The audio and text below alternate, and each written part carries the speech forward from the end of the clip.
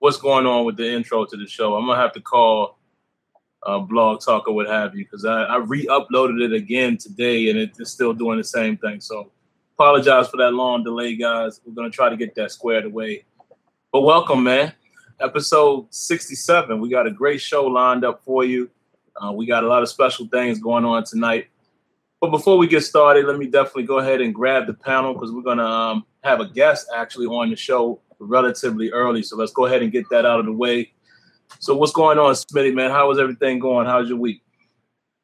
Everything's going good. Got this Madden 16 on deck and everything. And, these dudes are doing it, man. There's no denying it, despite the denial. But there's no denying what you can literally see as we've all streamed. So it's out there, and it's time, man. We're ready to get it in. Absolutely, man. And AZ, what's going on out there, man? How was your week? Good, man. Just got back from the funeral for All Pro Football 2K8. The week is going good, man. Oh, man. On the loss of a loved one in All Pro Football 2K8. But, here we are. Wow. Those are heavy words right there. So we definitely gonna get into that, man. So let me go ahead and run down the topics for you guys. Tonight, first and foremost, we have a special guest. We have Dan Berens. I hope I'm saying his name correctly. He is the administrator for FBGRatings.com. He is the guy behind the ratings. A lot of you guys may or may not know what those ratings are. A good amount of you guys do. And I actually do see that he's in the queue. So we're going to bring him in very quickly. We just want to get through this part here real quick. But he's basically going to talk to us about what he does. He wants to introduce himself to those who may not know who he is, tell you a little bit about his process, as well as, which some of you guys may not know, he's been in talks with EA Sports. Rex actually put that out there, that they spoke with him about the ratings, and he may have an opportunity to actually help EA out, as well as he's going to tell you about how you can support the cause this year. So what we're going to do, we're going to bring him in first. We'll knock out that segment. He's open for questions. And when we get to that point, we'll have you guys, if you want to ask him a question, we'll bring you in and let you ask the quick question. Then we'll mute you, and just let him respond. We don't want to get into a back and forth thing, and keep it very quick, because you guys know how that can go. So we will allow you to come on, ask your question very quickly. And then, after that, we'll see where it goes from there. But the other stuff that we definitely want to talk about, man, is we're going to talk about Madden NFL 16. We're going to give our official review of the game here live on the show. And it will be based on gameplay. There's other areas in the game that, of course, we have our opinions on, but we're going to keep it strictly gameplay, to just give you the skinny about how we feel about the game and the future of the product or what have you. We also want to talk about the AFC. Guys, a while back we talked about, there's two sides to the sim community. And we called ourselves the AFC at that moment, which meant the adult football community. And it could mean a lot of different things. And tonight we're going to talk about, where we're going as far as our direction. You guys know that, but, we're going to give you a little more about how we're feeling and, what our motivation will be going forward, what you can expect from us as far as content. And we're going to reveal the new name. I've done this on my own, and I'm sure the guys will agree, but we're now going to be considered the accomplished football community, and we'll definitely explain that. And then last but not least, I have that Madden 15 copy to give away. It is for the Xbox One. As of yet, and I'll discuss it here with the guys briefly here offline, on Twitter or tweet, text or what have you. I'm still trying to figure out exactly what to do to allow you guys to win it. But we will come up with something here on the show on the fly like we always do. And my plans would be is to send it out on Saturday with a Tuesday arrival. We're not able to send it to you beforehand. Those are the instructions we have. So, please abide by that.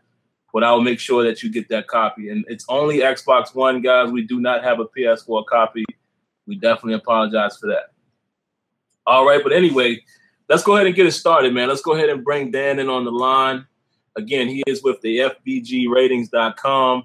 We know all about him. We've promoted his product before. A lot of you guys may know as well. So, I think you will enjoy this segment. So we'll go ahead and get him in. Let me bring him in. Hello, Dan. Can you hear us? I can, loud and clear. Thank you. Oh, good, hey, man. How you doing, man? What's going on? I'm doing well. How are you two? Good. Hey, we're doing good, man. We're happy to have you on, man. And I'm sure you heard, what I was saying beforehand. So basically, we'll definitely let you, take the wheel. If you want to introduce yourself and tell everyone what you do and, whatever it is you want to talk about in regards to your site, what plans you may have in the future, as far as EA Sports and how everyone can help the cause. And then, it's up to you. If you want to allow, if you want to field questions, we'll be happy to do that as well. Just let us know, how you want to do it. No real time limit. This is definitely a special occasion for us. So go ahead, man. You have the floor. Well, thank you very much for that wonderful introduction. I just want to say that I think it's a pleasure to be able to interact with people of your stature who are actively talking critically about video games in general and Madden 16 for this year specifically. So I think a great way to kind of frame this conversation is to give you guys a little bit of my background. I am basically a football nerd. I've been playing the game since I was young. I ended up having a privilege to coach high school football.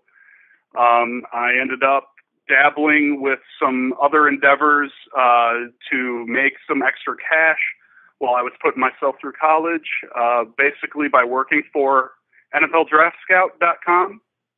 And some of the connections that I made there are now proving to be nearly invaluable because of what I'm able to do with my angle and take for the FBG ratings page.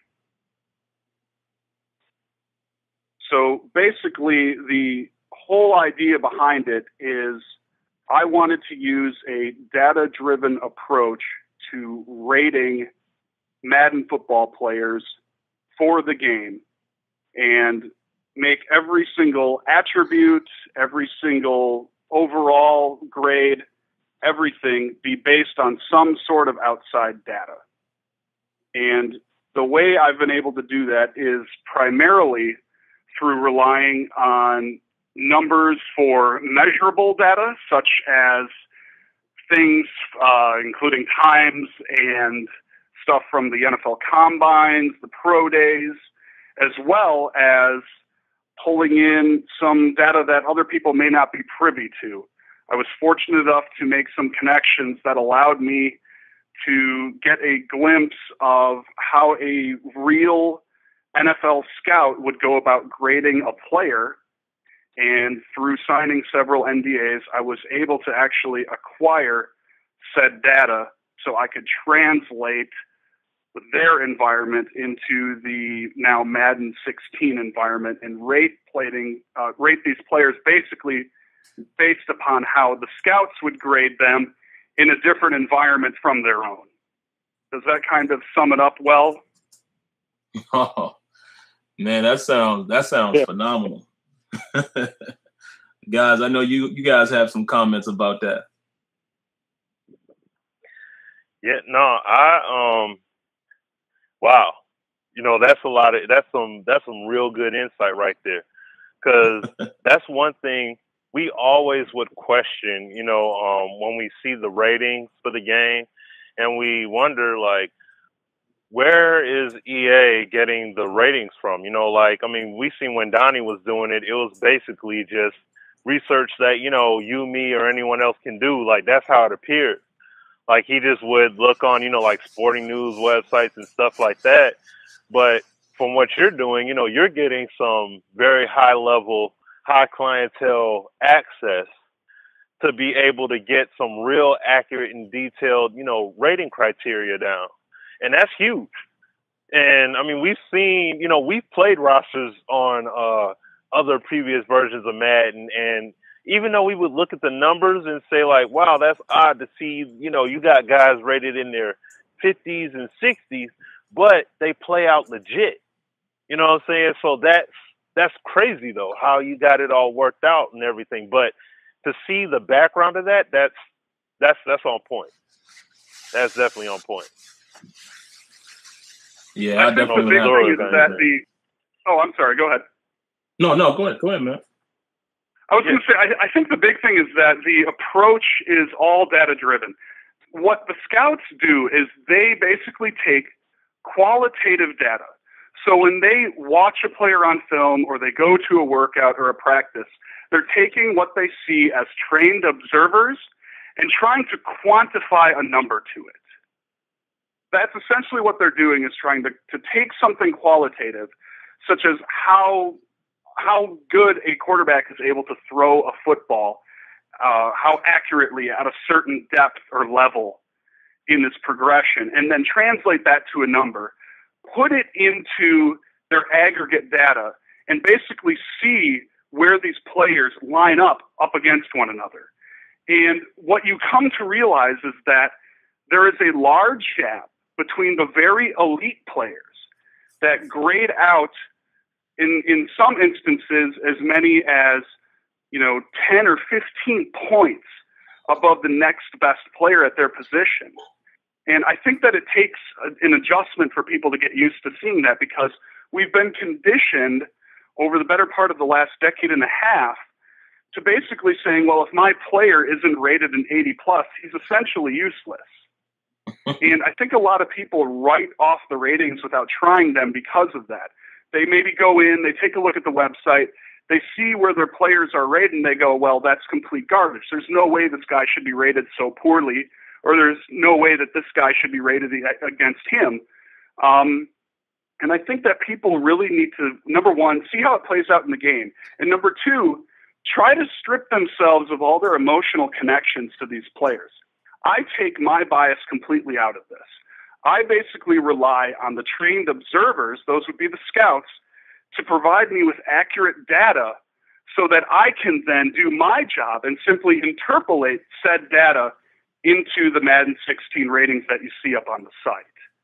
So there is this step in process, but there's also a lot of methodology that goes on behind the scenes and leads us to the ratings that you actually see on the website.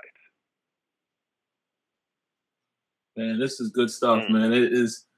It's wonderful because, I don't know if you've heard of him before, but you hear us reference, yourself and our buddy, Neff1, who's also like a ratings guru. I mean, he takes a similar approach. I know you both have different methods, but both of you, where I can show you guys will agree, is you use data, and you're not afraid of getting a number that might look odd to someone else because you know exactly what you're rating, why you're doing it, and it's driven off of data. So that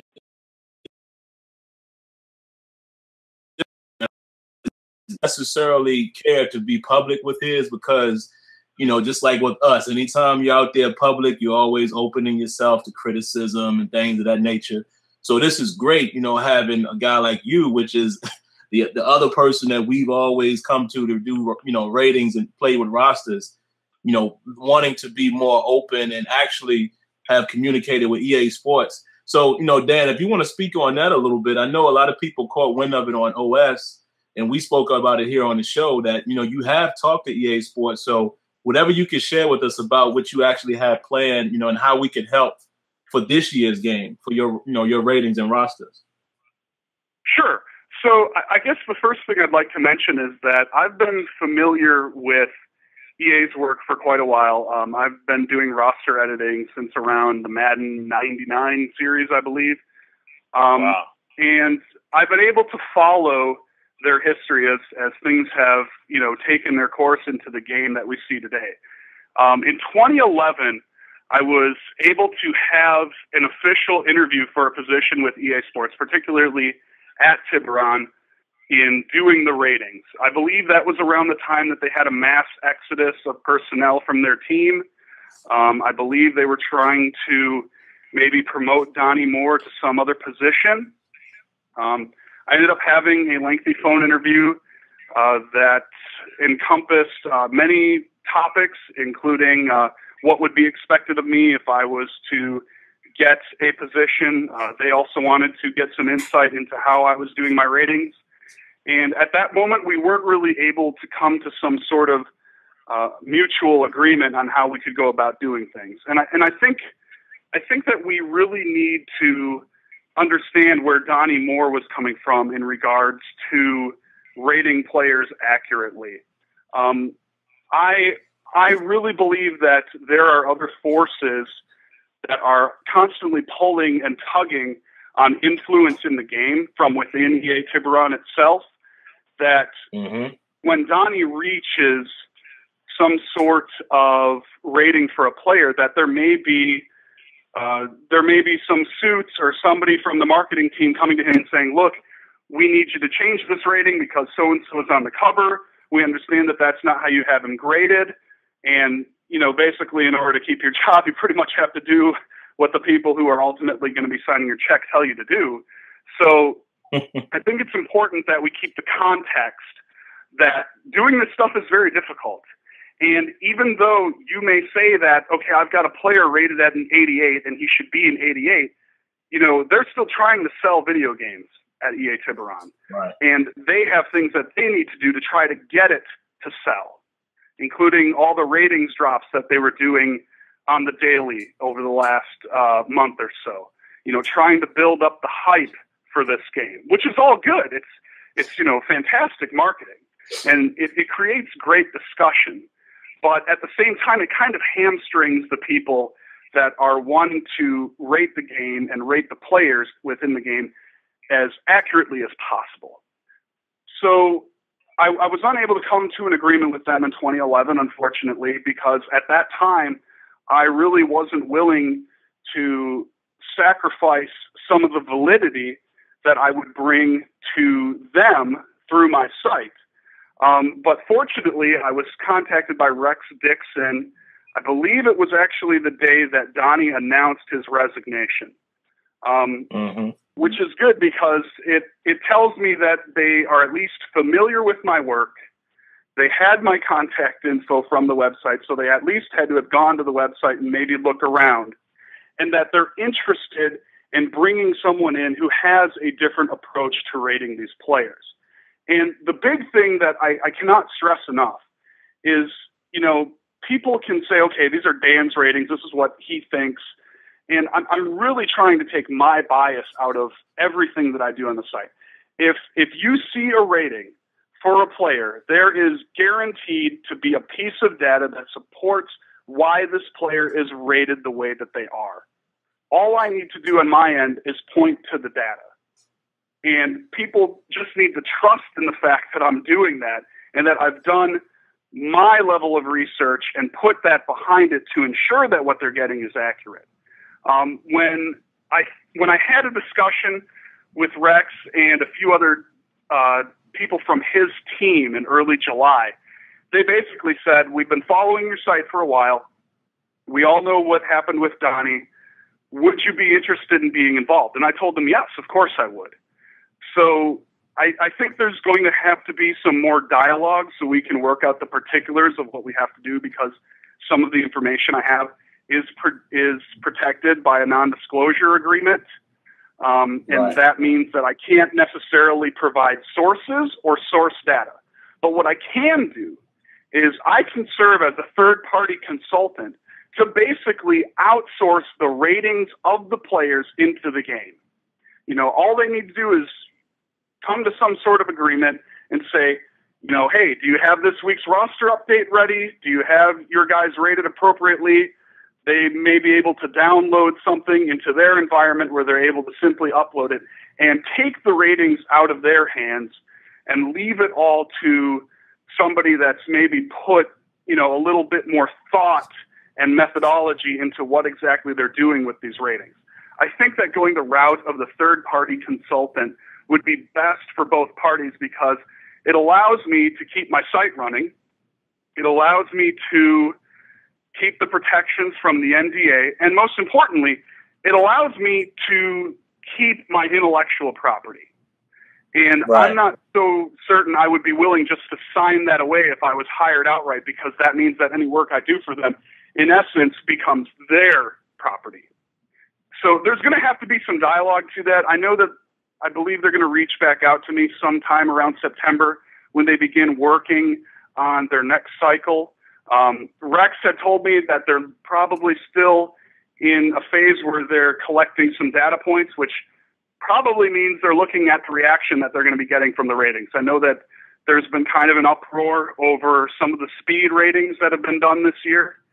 And one thing I made very clear was that if you're going to bring me in as a consultant, I also need to have some sort of say in the gameplay and the animation side of things, because there are some great methodologies that could be enacted into Madden currently that would make the game play more realistic to what you see on every Sunday. And I think that oftentimes people maybe confuse what I'm trying to do.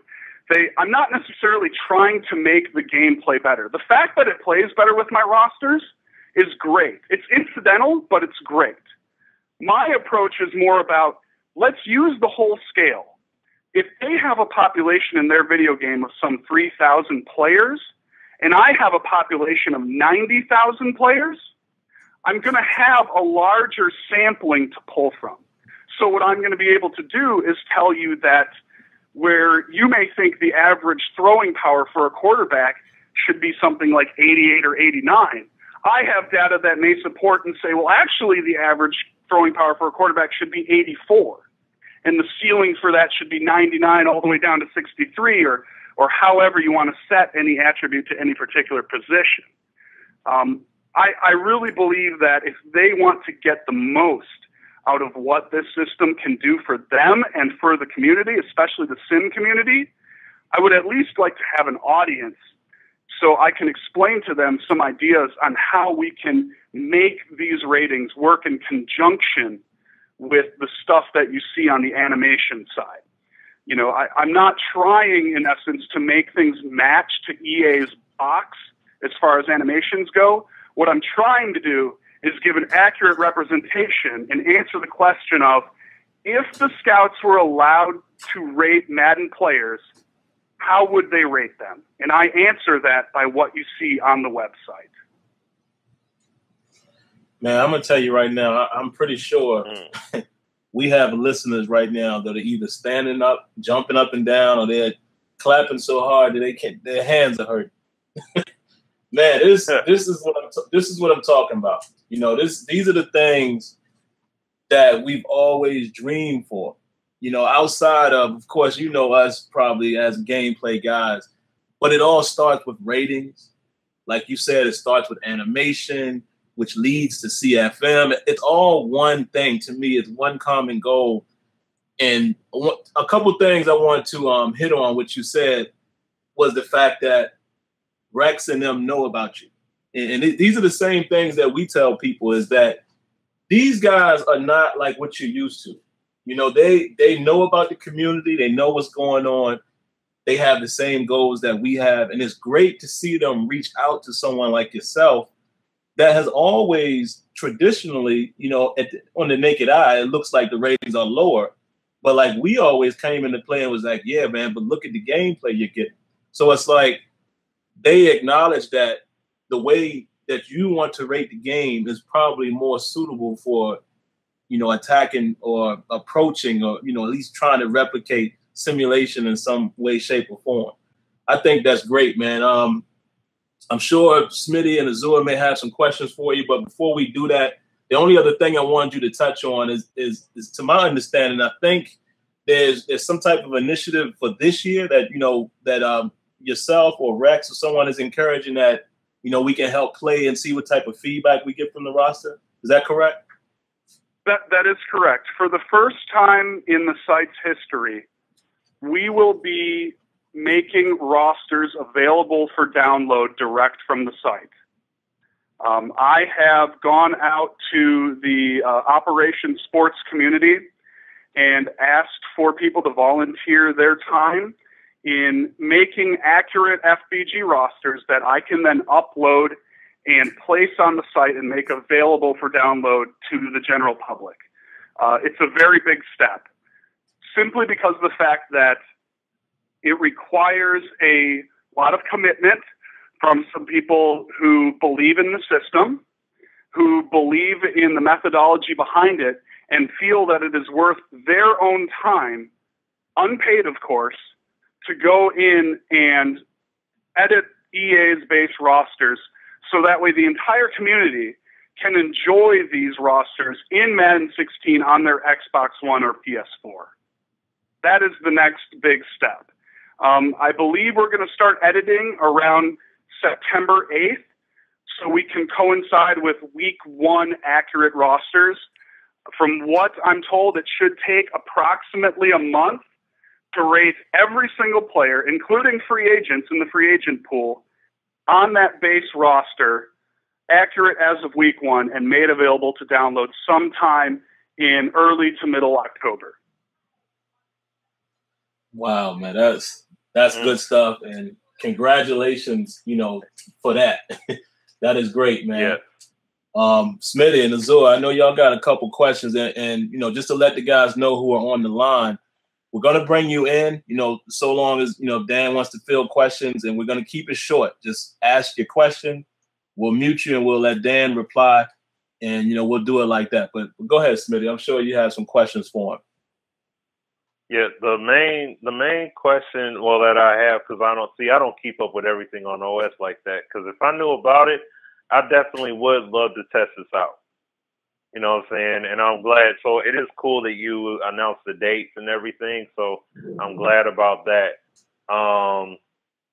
But really, as far as questions, really, I'm just absorbing it all in, because I like what it is that you're doing. And this is really, I should say, not really a question, but more or less, this is really a testament to what this dev team is about, that Sim, Azura, and I have been pressing for so long.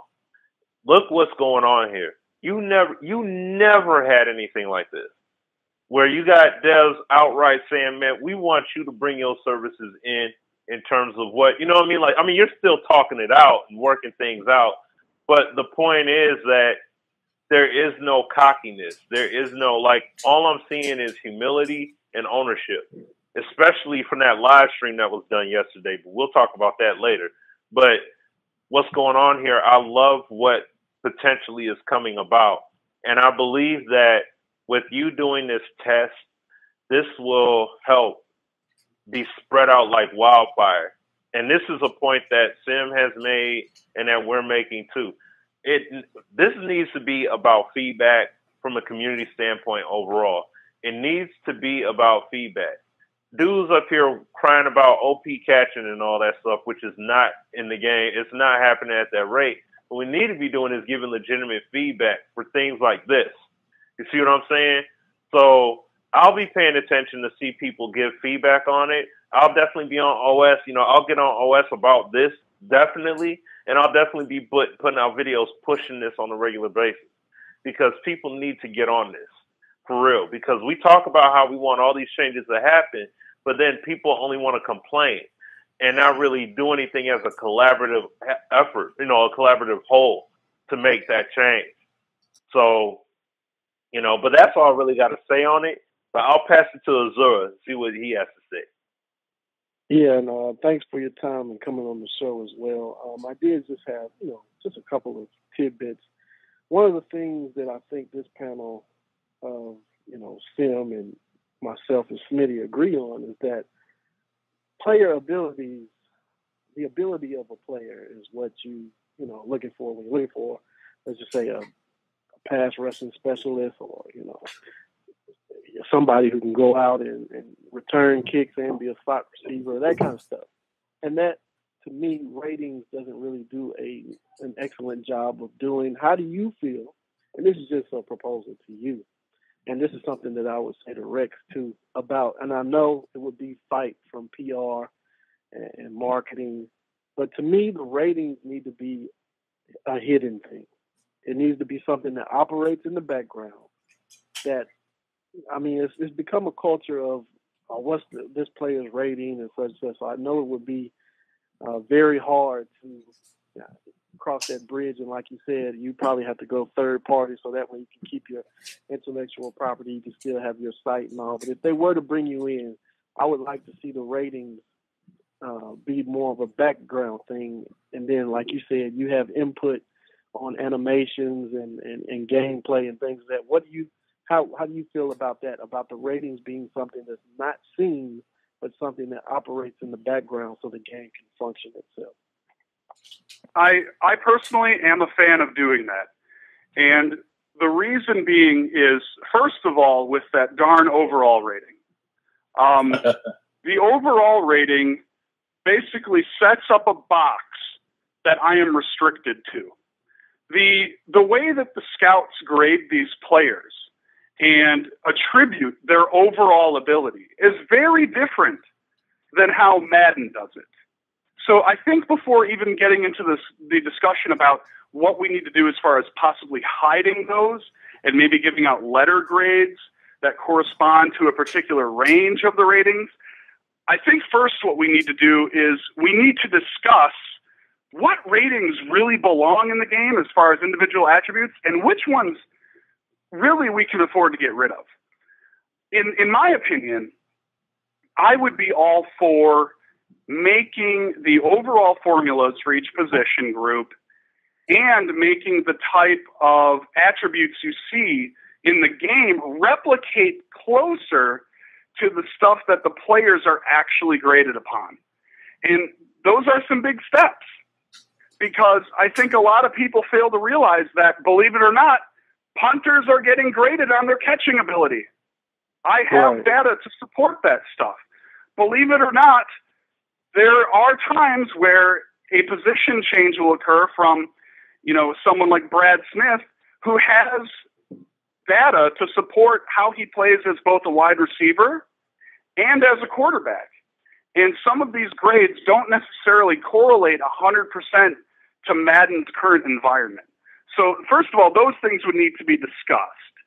The second part of that is we need to talk about what we want to do with the scale here, because the scale is very important. In the actual scouting data that I have access to, this particular department uses a 0.0 on the low end to a 5.0 on the high end scale, with increments of 1/10 of a point in between. And the interval between every 1/10 of a point is exactly the same from 1.1 to 1.2 as it would be from 4.1 to 4.2. So there's no skewing of the data. In essence, what we do is we basically say, take the very best that we have for any particular grade in the data set that to the very best score that should be made possible, and then take the minimums from those, draw a line through them, use linear regression, and let the chips fall as they may. Take the bias out. Now, in doing so, you can keep all that stuff under the hood.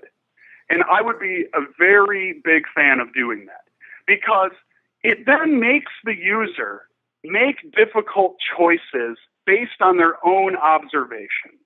And because I have a background in scouting, I know that making choices off of trained observation is very important in a game like football, where, and this is my opinion, the stats don't always match up to player ability. Right. As say they would in a sport that's more statistically driven like baseball, right? We're all familiar of the Moneyball scenario where you can apply a number to everything.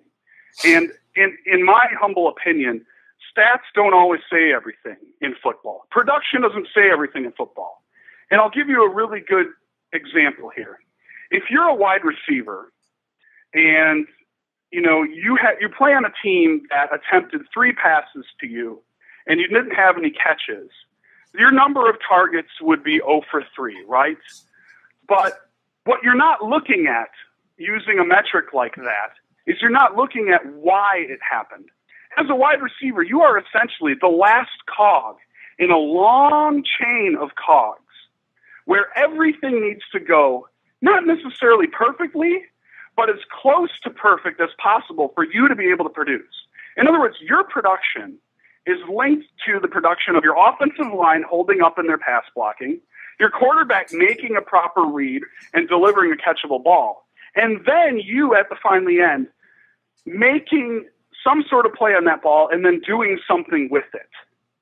It's the old adage of if you're a receiver and you catch a 60-yard pass, did you catch that pass because you ran a deep post route and had to employ some of your own personal abilities to do so?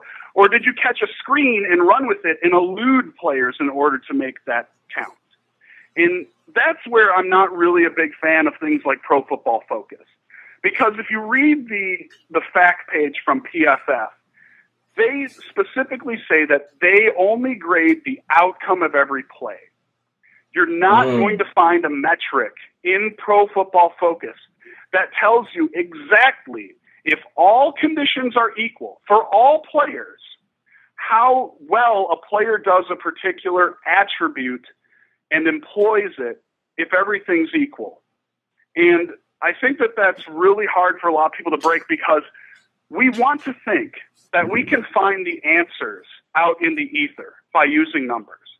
And what I'm trying to say is, for football, it's not that simple. It really isn't. Pro Football Focus, to me, has its place in applying player traits and tendencies. What is the tendency of a player to produce when doing this? What is the tendency of a player to produce when doing that? Which is very different from applying a very specific number to their potential ability at any given time. And I think that that's something that people maybe need to reevaluate and break away from. Because in all honesty, we can take a look at Pro Football Focus and see what your completion percentage is for balls that you throw over 40 yards. But it doesn't exactly tell us, well, how hard did he throw the ball?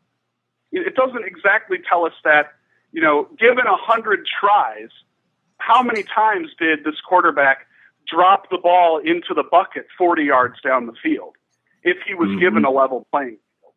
And these are all things that need to be considered. And I'm sorry I kind of went on a tangent here, but I think that there's actually a very complex answer to a very simple question in this case. I would love to see them hidden and maybe applied some sort of grades to that, whether it's A+, A minus, something like that. But as long as we're allowed to give a finite number under the hood, I'm a big fan of that. Man, great. This is the place. This is the place to go on the tangent. When you're speaking good stuff, we're gonna sit back and listen. And I know there's probably a couple guys on the line who's waiting to ask questions. So we'll bring them in, and I'm gonna ask one question first, and then I'll bring those guys in, because this question has been tossed around before. How do you feel about maybe EA Sports, teaming up with the sports science guys to try to get some of those, real data metrics? Like I know you're privy to some of that information as well, but how do you feel about even stuff like that, being able to measure pressure and force and inertia and stuff like that? I'm all for that. Some of the methodology that I employ on my site already uses some of the things that sports science would get into. As a particular example, I'd like to discuss acceleration, speed, and stamina, and particularly how they should be mapped in the game. If you go and you break down how players run in the game, the speed rating is actually calculated by the maximum velocity that a player will run at infinitely until they are enacted upon by being tackled or pushed out of bounds or striking some other player in the field of play. It's their maximum velocity that they're reaching. So if you run in a straight line with a player, he will accelerate, get to that maximum point, and continue at that maximum velocity, essentially to infinity, until something enacts upon him. So the reason I say that is because the speed rating is set equal to the maximum velocity of a player.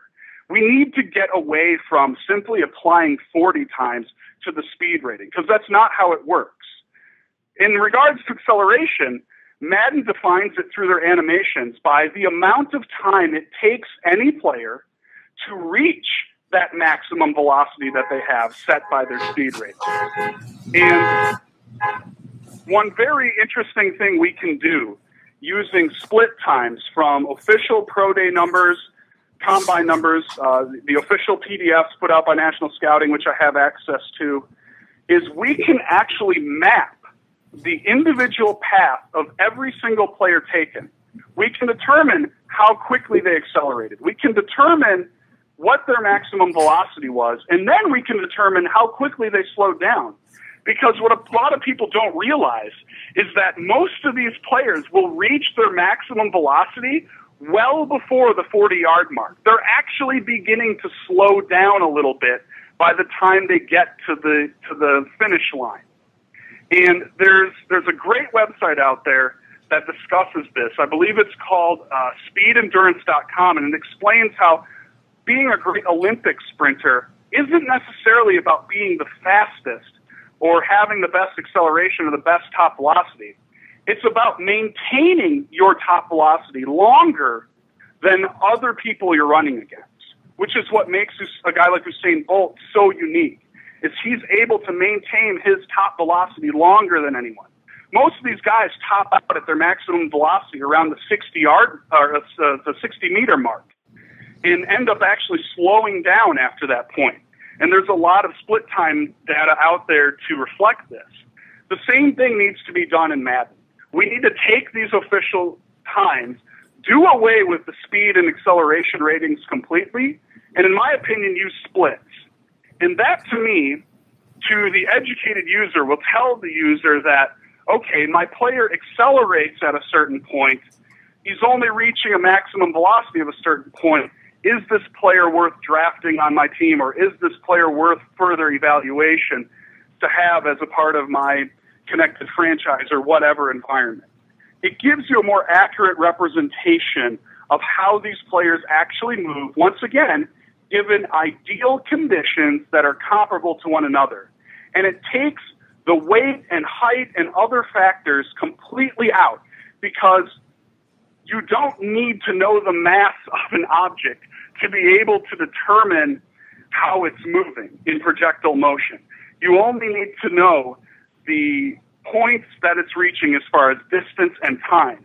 And from there, you can create cubic functions, differentiate them, and accurately map out a player's velocity and acceleration.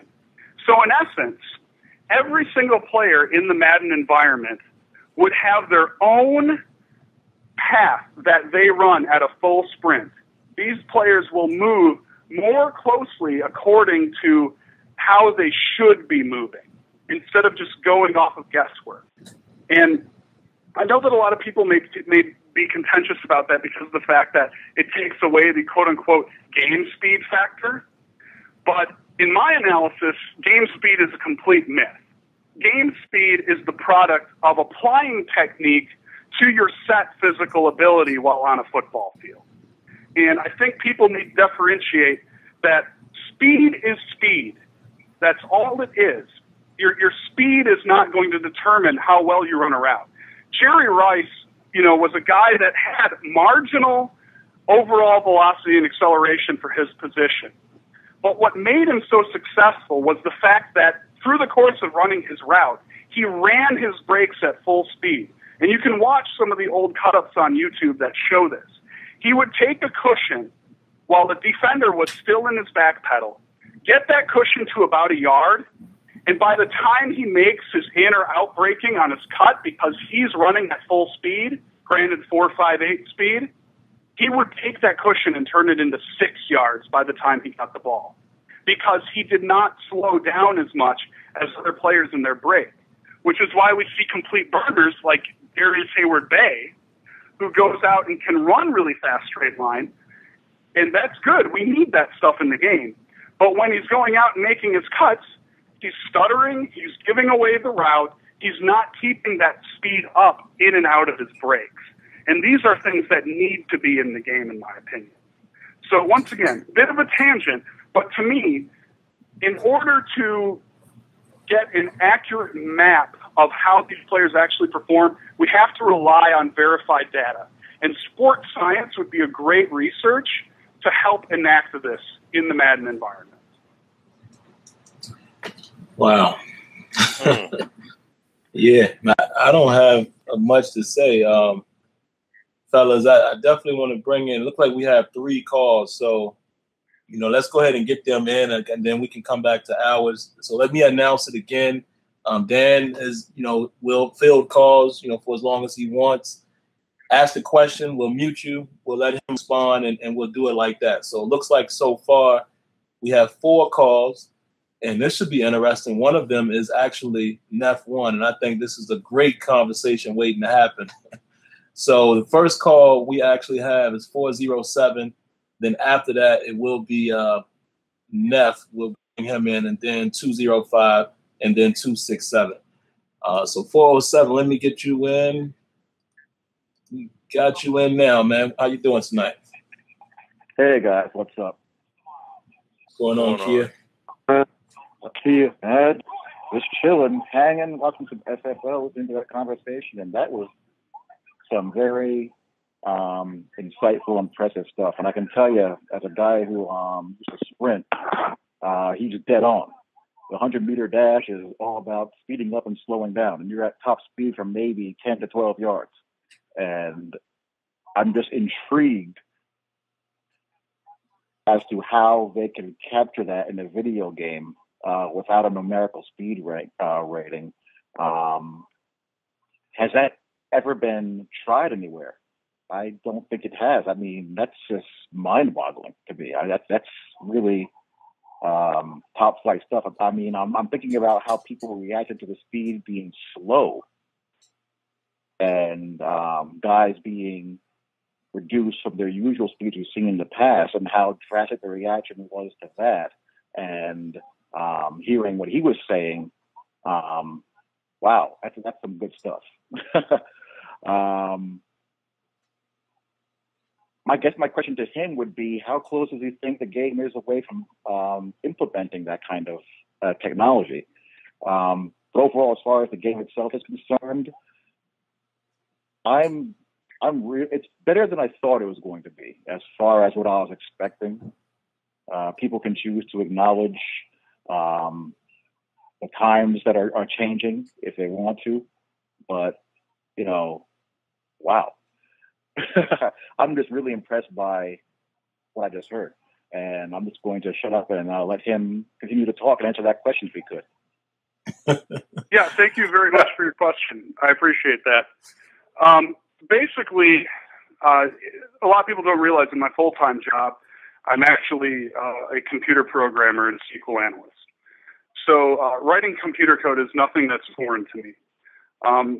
One way that they can easily enact this in the game is by taking the actual splits of a player at their, of course, 0-yard mark, 10-yard mark, 20-yard mark, and 40-yard mark, which once again, if you have the data, is fully accessible.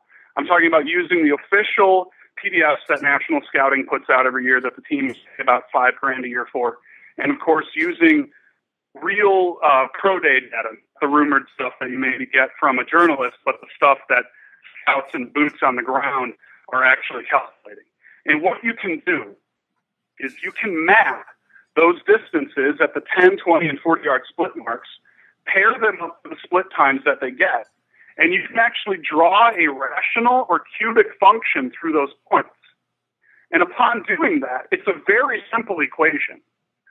Cubic functions are nothing huge. It's basically x cubed plus b squared plus x plus b, right? Which allows you to easily program based on whatever the split times are. It allows you to program the path that the animation will follow along that line that you create, that cubic line.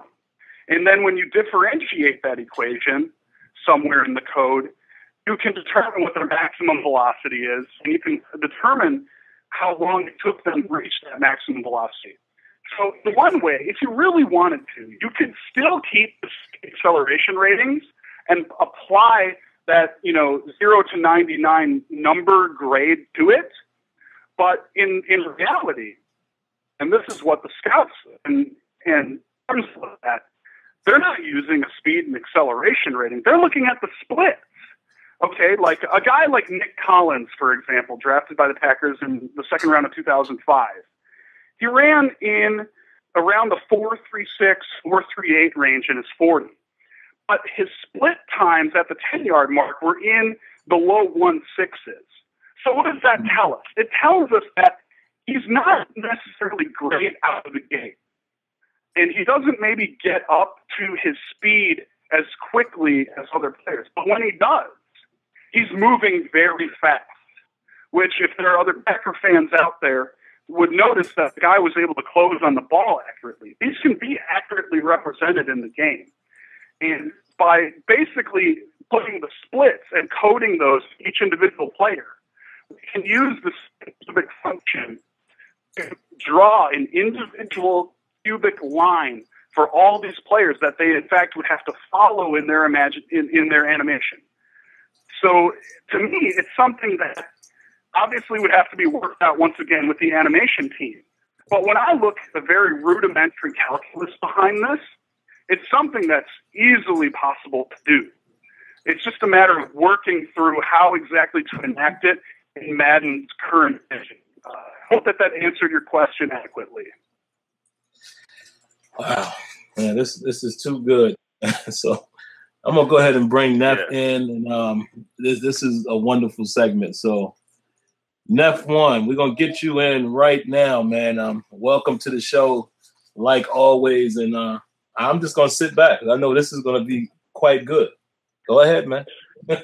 What's up, y'all? Finally, I found my next twin. You know, we kind of have the same bloodlines going with the ratings. This is what me and you, Sim, and Smitty and Azur, we all talked about. The ratings have to be redone for any sports game for today. Just going by numbers isn't going to do it any longer, and I think I mentioned that before. So the way I've been doing it for years is I have to apply a number according to the position. And as I can't remember, what's the guy's name again? What, here tonight? Yeah, the guy. Dan. Yeah. Dan. What Dan said about the overall number, and I told you this to him just recently, the overall number doesn't mean anything because it's just a limit. It's only going to give you so far of a reach that you're trying to reach. And some players will go over that overall, even with the individual ratings, but it just won't go past the overall rating. And I think Dan can agree, most ratings are combined ratings. It's not just we give a guy speed and he's going to outdo everybody. It doesn't work that way. They have to combine certain ratings for every position. That's why I always said it should be a position-driven rating system, period, like he's speaking about. And they can, and I think I told you this a long time ago, in order to have Tom Brady play like Tom Brady, you have to input every attribute only for Tom Brady in the game. You can't give Tom Brady an old rating like a Terry Bradshaw rating or a Joe Montana rating. He has to have his own data, what he does from year to year. You can't rate him 2015 like he was in 2004 or 5 because he's not the same player. Right. And as Dan is mentioning, that's what I've always said. You have to have player-driven ratings in every aspect. If you want to rate Lewis in Madden, you have to give him every piece of data that Ray Lewis has had for that year. Now, I don't know how he feels about repetition ratings. I go on just strictly stats. Whatever I see is what I go by because that's what they did that year. I can't throw in 4 years into 1 year, and it's not fair to other players that only have a 1 year rating. So I go strictly by the stats. And that's my question with him, with Dan is that what you apply your ratings to is by the stats? But before you answer, that's why the Madden team, they need a guy like him in there to, within the next couple of years, get this rating system. Because to me, without ratings, you don't have a game. I mean, when you break down all the melodic, basic essentials of ratings, you don't have nothing if you just keep giving them these numbers or throw a star on them or an icon saying, well, he can do this. but is he really doing it? Is that player really capable of doing what that icon says on the field? Most likely, no. Because that's not the player that's being rated. It's just an icon being rated. So that's pretty much what I have to say. I mean, I could talk to him probably all day and all week about stuff. But my thing is, it's about time they bring somebody in there who has a whole different essential look towards the ratings and get rid of the old school ratings that we have now. Because they're not doing much. They're not giving us anything. They're good for what they stand for, but when you combine that with the animations, that's why the ratings sometimes really don't make a difference. In some cases, like I told you in Madden 25, I couldn't get it to work if I wanted to because they wouldn't respond as well. So, Dan, if you can answer that question, do you base your ratings off stats or do you go off reputation? What is it? What's the basis for it? Thank you for the question. Everything I do is driven on the scouting data. Everything. Stats, production, stuff like that is completely taken out of the equation. What happens is when I get a new data dump on a weekly basis, I can see where the scouts have changed grades for players. Most of the time, a player is not going to get their grades changed in a period of time less than about a month or so. Some players will actually go a whole season without needing to be adjusted because the scouts will not change the grades unless they see sufficient evidence as a whole in the aggregate to change it.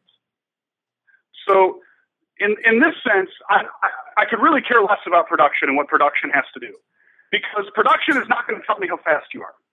Production is not going to tell me how brilliant. Production is not going to tell me that in an even environment amongst all other running backs, how elusive you will be and how you'll be able to get out of arm tackles, things like that. The scouting data does that. It tells us, based on these trained observers, what their grade should be if everything is equal amongst all players. In other words, if you have one running back playing behind the Dallas Cowboys line, and then you compare it to another running back also playing behind the same line against the same defense, how will their outcomes different, and how will you be able to differentiate between those running backs if everything else is considered equal? Which actually is ideally what the scouts are trying to do. They have data that goes back decades for these grades. The stuff that I have goes back to 1999. So I've got well over a decade and a half of historical data. And what I can tell you is that they really reserve top grades for players that are really deserving of a top grade. I spoke earlier about 0 to 5.0 range, right?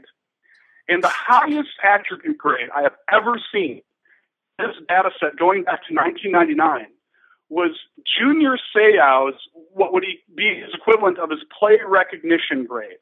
And that was only a 4.8, which if you correlate that linearly to Madden's system, would give you a grade of 96. That's the highest thing I've ever seen. Now, obviously, we have to work within Madden's box once again. So what I decided to do is make sure we use that whole scale, but tailor that scale to the actual data that I'm receiving updates on weekly. So in essence, everything is live. This whole mess about changing players from week to week based on how they produce is completely bogus, in my opinion. In my opinion, you only change a player ratings when the player has sufficient evidence over a sustained period of time to justify said change in his ratings. And that's essentially what the scouts do. They will not change a grade for an offensive lineman's pass blocking ability or for a quarterback's arm strength unless they believe that there is supporting evidence to back up an actual change in that attribute. So on one end, it gives you live data. But on the other end, it's giving you live data based on a consensus over a longer period of time than 1 week. So one game, one guy having one really good game and showing off skills that maybe the scouts didn't recognize before, because it happens. You know, maybe a running back showed that he was able to get out of a tackle better than what they had. When they see that done consistently, then they will change that grade. That data comes to me, and then I enact the change properly on the website. Simply changing things based off of production and simple statistics flies completely in the face of what I'm trying to do here. Because what I'm trying to do is provide a different approach and grade these players and their attributes and abilities based on what the scouts see. So if they see a change, enact a change. Good stuff, man. All right, guys, before we continue, let me say this real quick. We're going to only take 3 more calls. We're already at 9 o'clock, and we definitely need to leave some time to do our slight review on Madden. So we'll take 3 more calls, which will be 205, 267, and then also 757. Well, we can kill 2 birds in 1 stone, let him do his segment as well as, reflect or ask a question to Dan. And then, we'll do the whole Madden review thing. So let's go ahead and get 205 in. We got you in live, man. I know that you was the one who really brought up the sports science bit, so that's why I went ahead and pre-asked that question for you. But what you got for us tonight? I got a different question, but how are y'all doing tonight, guys? Good, man. Good, good. The guy's name is Dan, right? I got that Yeah. right? Yes. Okay. I just want to ask, this may be kind of off the subject with ratings, but I think it kind of goes with it too. But would there be a way to do a ratings for people that are fundamentally sound as far as players that's in the game? There's some guys that's not super they're not the most talented of the all the NFL, but their fundamentals is what keeps them as a starting player, and their fundamentals is what shows up. And they're able to do things. They may not be super they may not be a Des Bryant, but you know what I'm saying. It keeps them on the field because they're fundamentally sound. Would there be a way to do a ratings for that? Because there's guys that stay in the NFL because of how sound they are, especially on the offensive line and defensive line. Would there be a weight rating for that? Because it would go on through the franchise of just keeping the roster spot. I mean, for just normal guys like that. Am I out of contents for that? Or that's my question. No, I think that's a good question. That kind of goes along with what Azurfek always mentions about Reggie Wayne, being a great route runner. So, yeah, Dan, I'll let Dan go ahead and answer that question. And thanks for the call, man. Thank you for the question. Basically, I'm trying to think of a way that I can sum this up more easily. If they display the attribute, whether it's due to their technical ability or whether it's due to their physical ability, that's how we grade it. I'm not putting any bias into a guy's sustainability on a roster. If you have a guy like Reggie Wayne, who, according to my ratings, has a speed rating closer to the low 80s, but still is able to stay on a roster, what you're going to see is that, okay, there has to be a reason as to why he's still a good football player on the field. And it may not have to do with his overall raw athletic ability. It may have to do with his ability to run routes and to catch balls under duress, right? So those things are all graded properly and accordingly on the website, which really gives you a glimpse into what these scouts really think of guys, where you can have a player like Reggie Wayne who, when you look at his 5 raw physical attributes, maybe isn't the most overpowering player. But you combine that with his other attributes, like his awareness, his route running ability, his ability to get off the ball, to catch a ball under duress, to make and employ moves in open space and read defenders. All that stuff is thrown in there. One thing I think people get a little too caught up in is they get too caught up in one individual rating or one individual attribute, right? So they say, okay, LaShawn McCoy, how can you have his agility at like an 82 overall, but you have his juke and spin move at like a 95 or 96? And what I tell them is, look at the whole portrait of the player. What we're trying to do is paint a very detailed picture of a player on the whole, in the aggregate. So he will be able to employ some sort of move in the open field with his attributes differently than someone who maybe has the same agility rating, but has completely different spin and juke move ratings. In other words, each player is specifically designed to play more closely to what their actual abilities on the field are when you combine all of their attributes together. Because it's not like you're just standing still and, you know, hitting the spin move button, right, and just spinning statically. No, you're accelerating. You're using your velocity. You're then stopping and turning quickly and then employing the move. All these things work together. The acceleration rating will determine how quickly you get in and out of a cut, right? But it may not determine how effective you are at the actual cut for route running, for example. So where a guy like Reggie Wayne maybe has an acceleration rating in the upper 70s or low 80s, he'll be able to do certain things and have limitations with that, but at the same time make up for it with his ability to make a very good cut while he's in the middle of making his route, which goes back to the Jerry Rice example I stated earlier. Marginally athletic for his position in comparison to standards that we see today, based on the metrics that we have to measure physical ability. But he made up for all of that by being probably the best route runner to ever play the game. And that's why when you look at the old cut-ups of his practice footage, he isn't pulling away from a player because he's necessarily faster than them. He's pulling away from a player because he doesn't slow down as much as his competition does, or because he's able to maintain a higher speed in and out of his actual break than what his competition will be able to do. And those things are things that I've attempted to rate accurately in my version of the Madden ratings that you see on the website.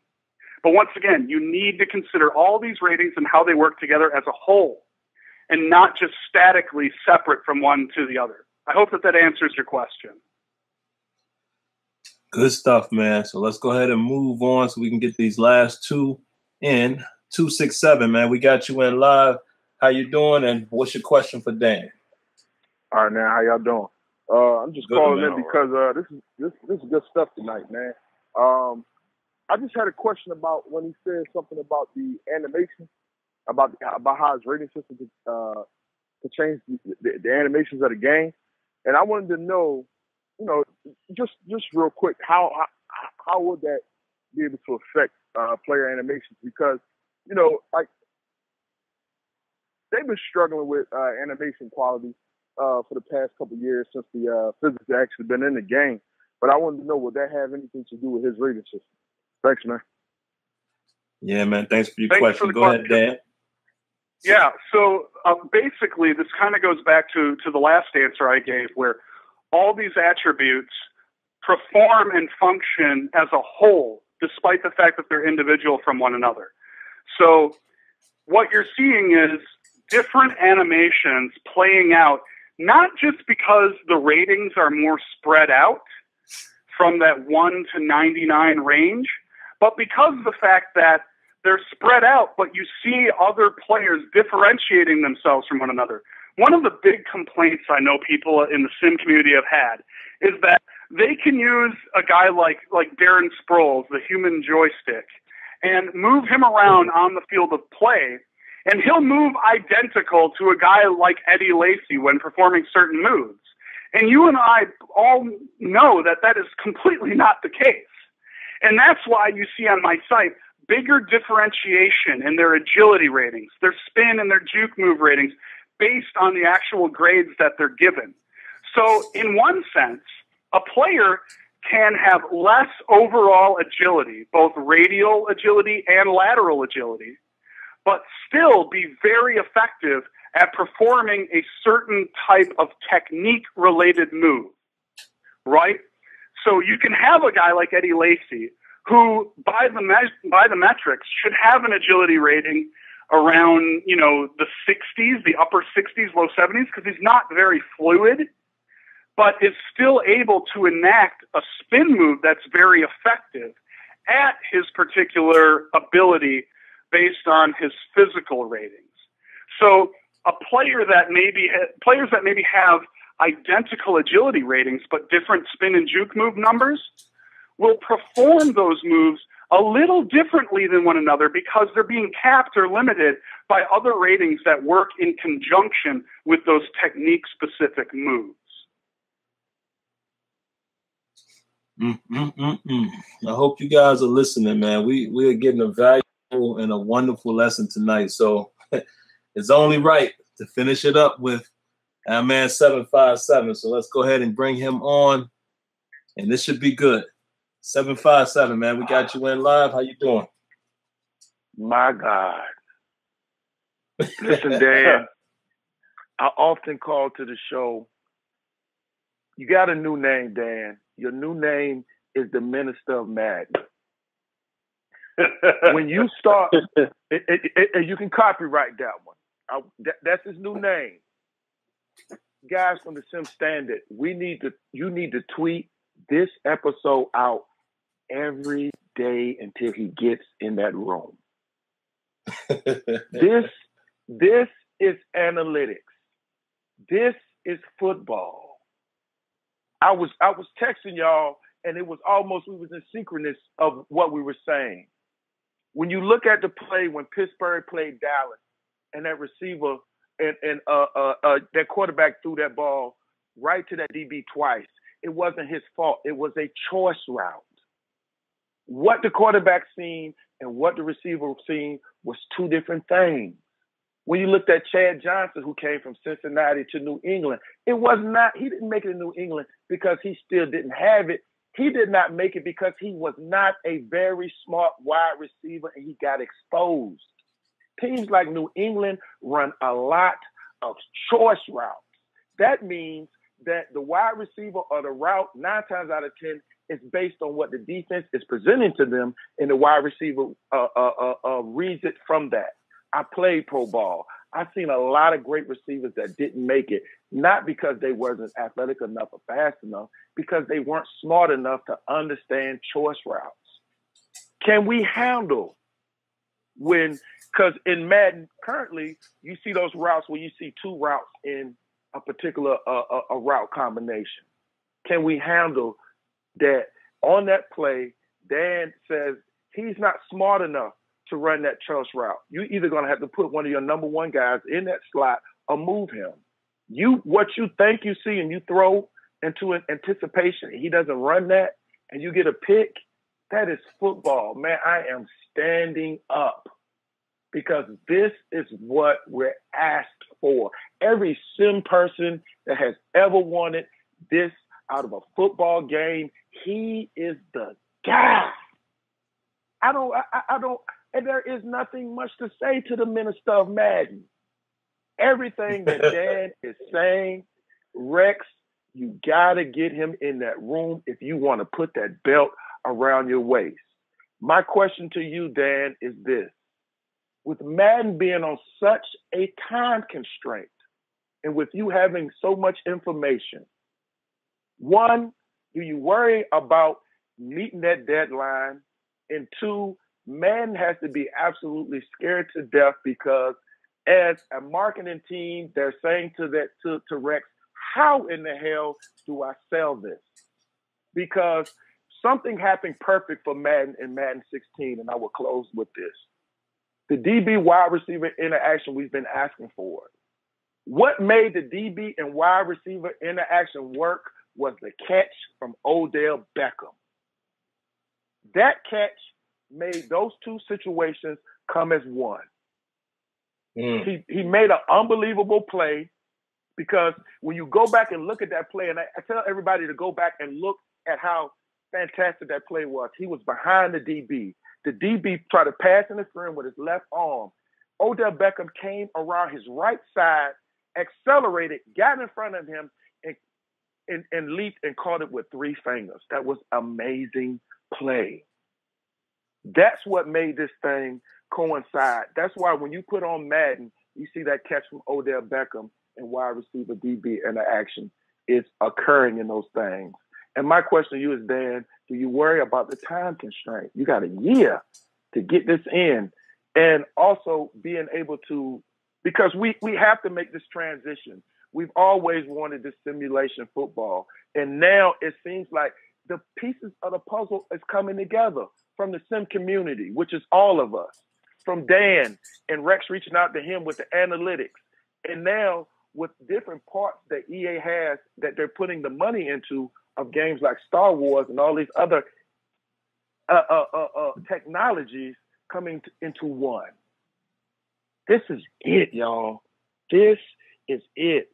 17, 18, 19, you should say, oh my God, this is football.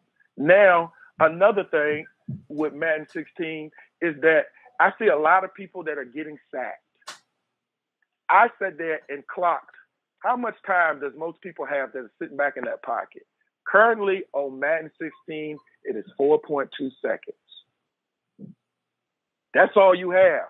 And that defensive line is coming, which is real close to where it is in real life. And what makes Peyton Manning so nasty is he gets it off around 2.5 to 2.9 seconds. That's how quick he's reading the defense.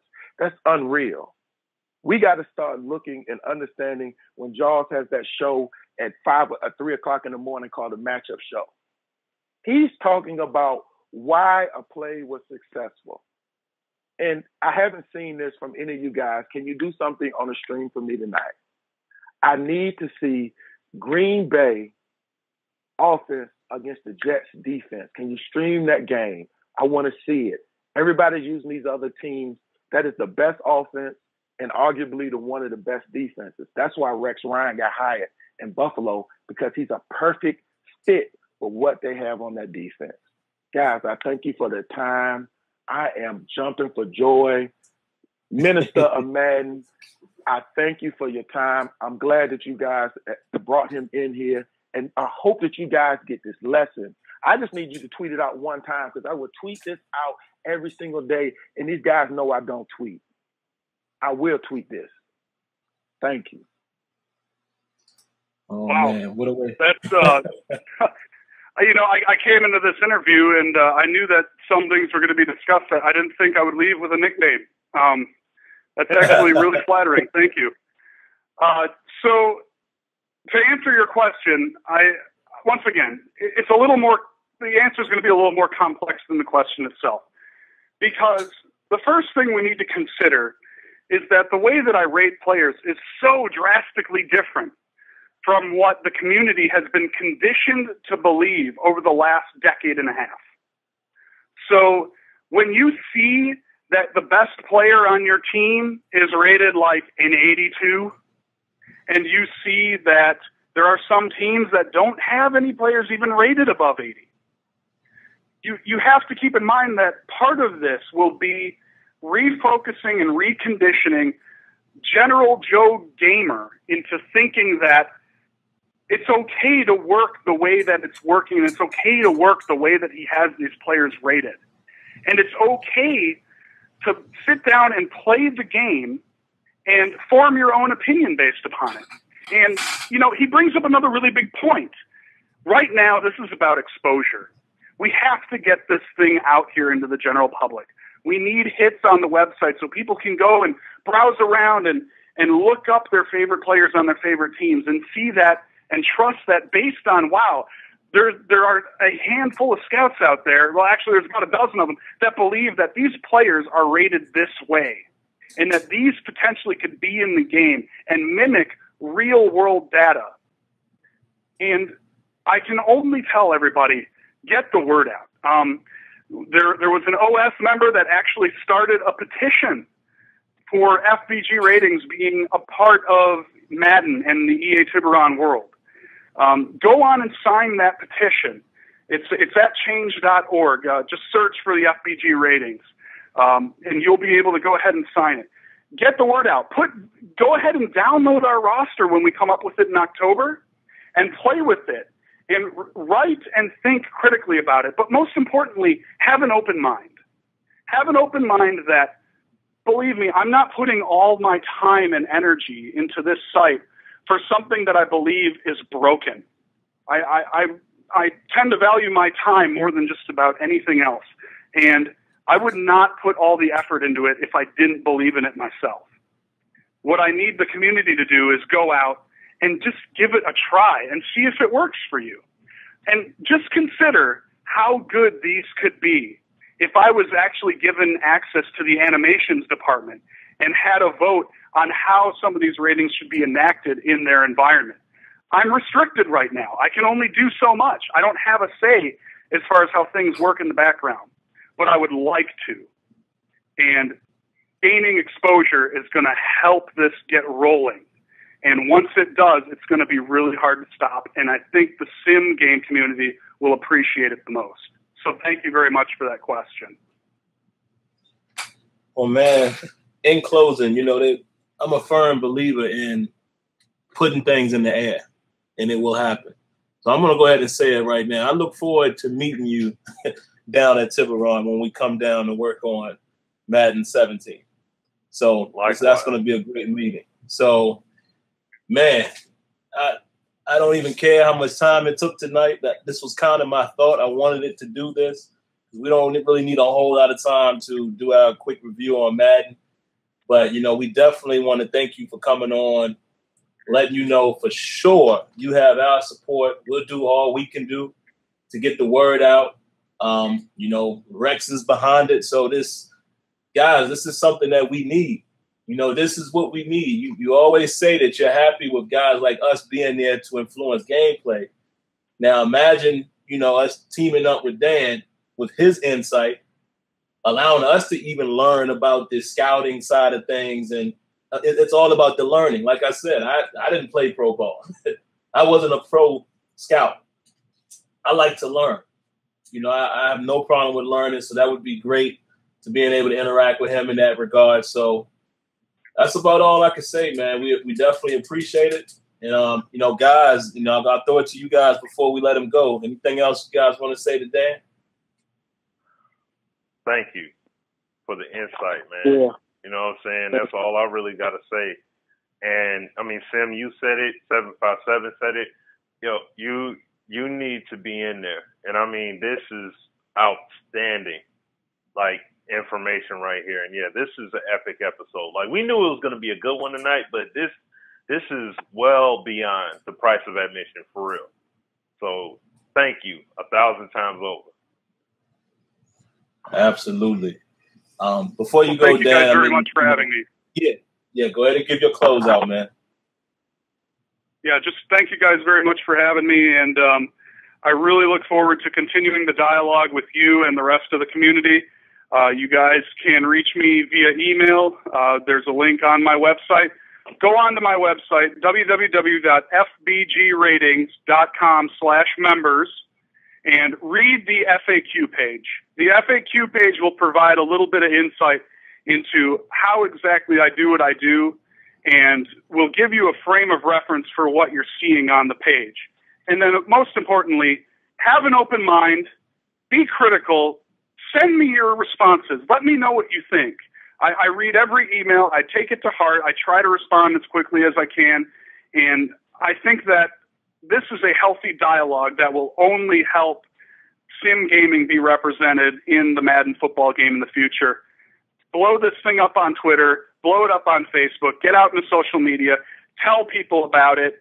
Download the rosters when they become available on both platforms in mid-October, and have fun with it. And let's just hope for the best, and let's see if we can make this game a better game for everybody. Thank you all very much. You're very welcome, man. And we definitely, again, appreciate you coming. I have your information. I'll share it with the guys. And, you know, I hope everyone else caught that. We'll continue to share his site information. And, yeah, this is definitely going to be an ongoing dialogue between us. Like I said, I'm putting it in the air. You're going to be there. I definitely love the idea of the third party, you know, situation. So that's going to be great. And once again, Dan, we thank you for coming in. And, look forward to working with you in the future. So, all right, man, we need to go ahead and talk about Madden. So real quick, we're going to grab 219. I see he called. That might be the last call, man, depending on what happens with our Madden talk. We're at about 34 minutes. So 219, I'm going to bring you in now with your quick question, comment, or what have you. And then we'll dive in on our thoughts and impressions on Madden 16. All right, 219. I appreciate you being patient, man. What you got for us tonight? Hey guys, how's it going? Thanks for taking my call. I was kind of late to the game. I just popped in the Madden playing for the 10 hours. I'll leave a comment. I tell you what, I'm pretty impressed so far. I just played one quarter, and I tell you what, and one of the things I was really looking for is to see the difference in the way the players feel, and that was one of my biggest concerns going into this year. And it feels actually like this year, like the players actually have some weight. You know, I'm kind of just going fast through, different, defensive linemen and linebackers and stuff. It feels like the guys just don't take off. If you put in last year's game, the guys, it just seems like everybody weighed like 10 pounds. You can just fly with anybody. This game, it just seems to be like a little bit more, physics involved and weight, in which I'm impressed with. And then, when running the ball or getting hit with the receiver or something like that, it actually feels like, you're taking the hit. So it's, I like that improvement. Like I said, I've only played, one quarter, kind of going to the second now.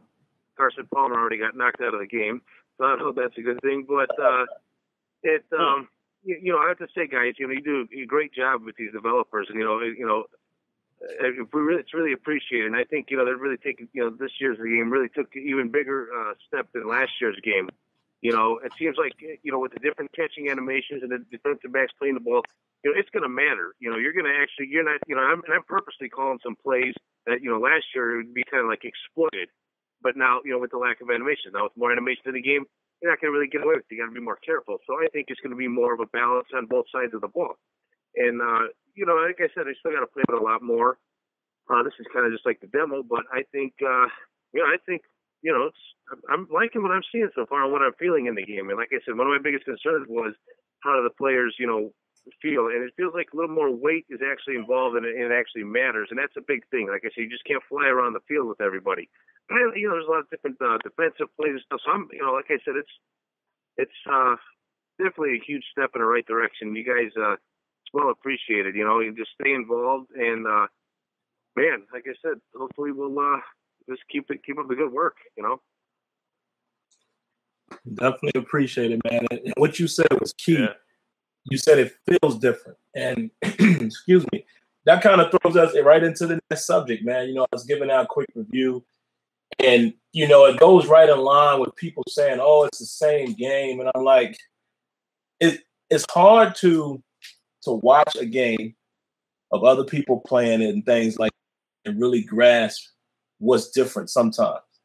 And, for you guys that may or may not know, I've been streaming the game this whole time while we've been here on the show. I've been streaming it to my YouTube channel. I'll probably stream a little bit more tonight. I might jump on Twitch because I think what I might do is hook up the, face cam and try to get up close and personal with you guys. But you have to play a game to know really what's going on. It's almost impossible. With a select few can do this, like myself, like 757, NY Kid, guys of that nature, and F1. We can look at a game and see, oh, okay, that's a little different. The average person can't do that because they may not necessarily know, excuse me, what they're looking for, if that makes sense. You hear the comment all the time. People are always saying, oh, it looks just like 15. Okay, well, what game right now, sports title, doesn't look like the prior year as far as when you glance at it?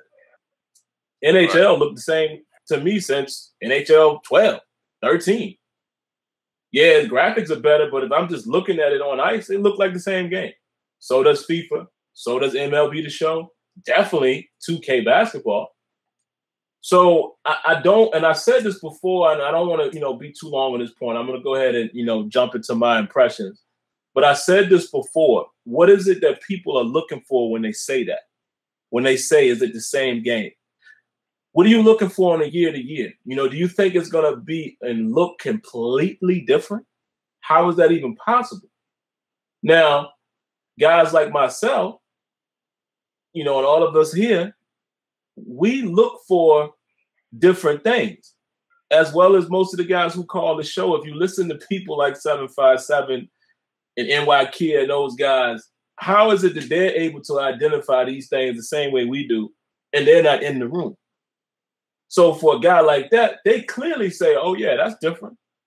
Look at how this is happening. Look at how, matter of fact, 757 will say stuff that most people don't even notice. You'd be like, whoa, He's right. That does happen. But anyway, let me go ahead and jump into it, man. I don't think this is going to be long at all. I'm going to preface it with this. And I told the guys this, and they all agree. The way we review Madden right now, to be completely fair and honest with you guys, we kind of look at the game from a development standpoint. Why is that? Well, it's because we are game changers, and we're privileged enough to be able to know not only what the game is doing, but we know exactly where the game is going. You know, we already know plans for the future. So when I go to review the game, I can't review it the same way someone would from IGN or GameSpot or one of these guys, just a casual player, because they're reviewing just that game for that year, which, yes, that is the way you're supposed to do it. But I would be honest in saying that my opinion is a little skewed because some of the stuff that I don't like, number one, I know it's coming.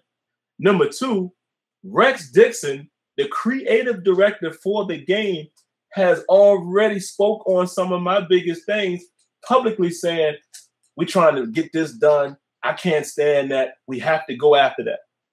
So it's almost like it just closes the door on what can I say? When this guy is standing up there saying the same thing. So it almost like it's counterproductive for me to act like, oh, it's a problem. Yes, mention it, but to act like it's an issue, because truth be told, a lot of the people out here that are complaining about stuff, some of these guys, is the stuff that Rex has already owned up to. And I find that very hilarious. But all right, let me jump into my thoughts. I think by far, Madden 16 is, in my opinion, probably the best Madden game I've played. Am I saying that this is a perfect game? No. Nowhere close.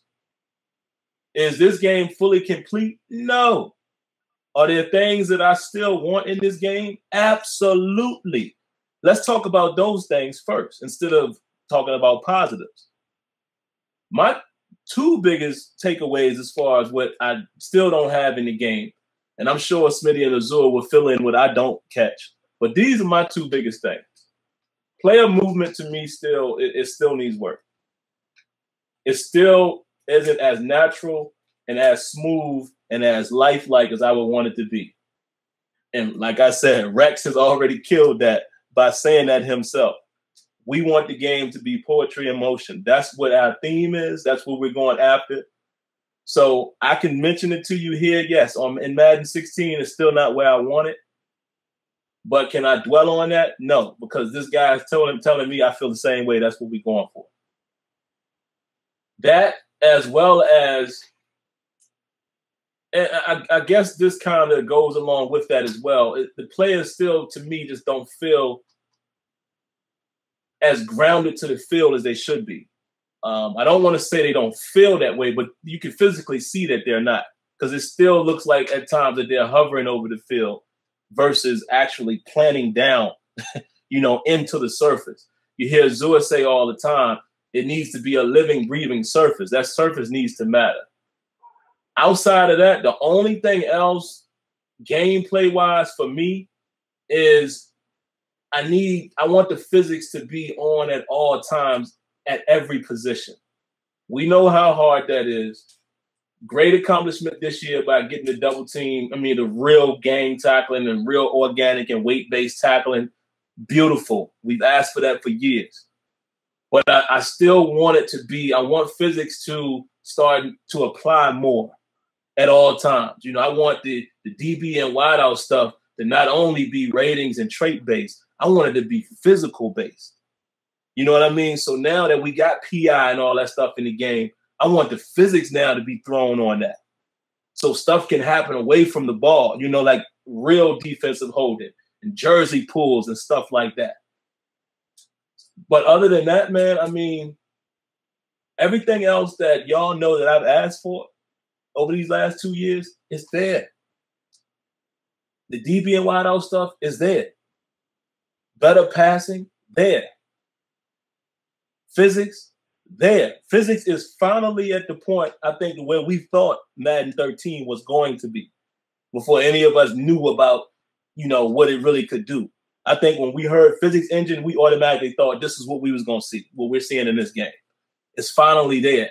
So now they can take it to the next level. And that's what I'm going to end with before I throw it to Smitty. It's funny to me as I watch people criticize Madden so badly as if they think that everything is supposed to be perfect. Whatever happened to, oh, yeah, this is the first year they're trying that out. DB and wideout interactions that we see in this game has never been done. I'm going to say that again.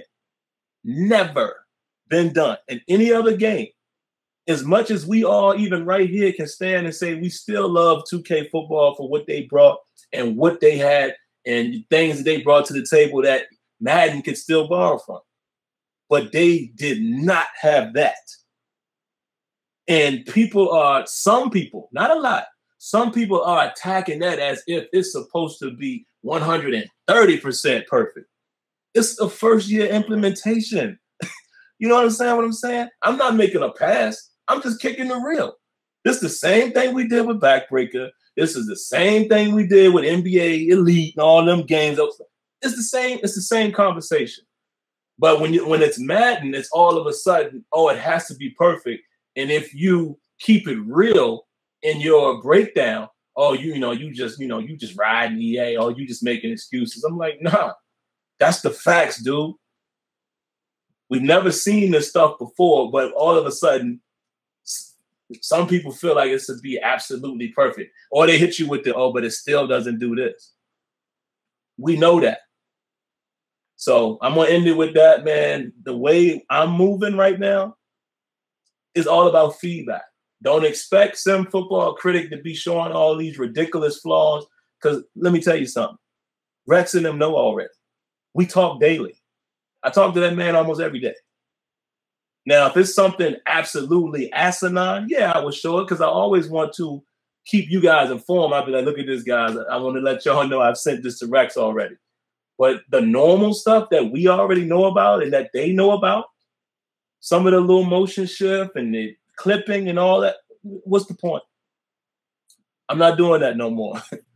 We finally have it to a point where this game, that's my score. I'm sorry, I run on a tangent for a minute, but this is a good game. I don't care what anybody else thinks. It's my opinion. I'm going to own it. This is a damn good football game. It's not perfect, and I'm excited about seeing where we're going to go. That's it.